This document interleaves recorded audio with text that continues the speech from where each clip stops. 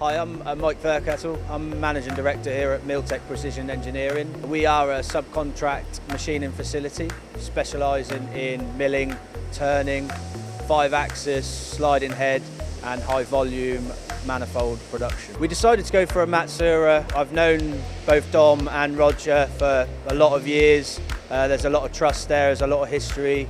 We've already bought 2 Matsuuras in the past. They're a brilliant machine. One of the big pushes of Milltech is that we want to continue our journey in automation, and Matsuura are one of the world leaders in that industry. When you deal with Matsuura, you can see right from the start all the way through to delivery of machine and then service from then onwards, that right through the spine of the company, customer service and satisfaction is a core value.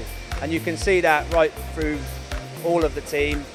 From Lee in service department right up to Dom and Rog. The service that you get from Matsuura is second to none, and when you are looking for a machining partner, one of the things you have to be sure of is that if anything was to go wrong, that they would be there right on your doorstep, jumping through hoops to make sure that they get things resolved very quickly. And that is certainly something that you get with Matsuura. So we went for a pallet loading machine because, again, we want to continue our journey in automation, feel that automation is the future, lights out machining. One thing that everybody always thinks about with a pallet loader is that you have to have high volume. Well, in actual fact, no, having a pallet loader just makes you very versatile. So we can do 1s off, 2s off during the day, and then at night when we go home, we can have a batch running on there or over the weekend. So a pallet loader is not just about high volume, it's also about being very agile and being able to react as quickly as you can to serve your customers. So with a pallet loader, what you can do is you can have multiple jobs set on there at once.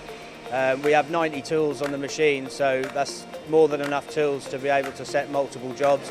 So, I mean, currently we've got 3 different jobs set on there, potentially at any one time.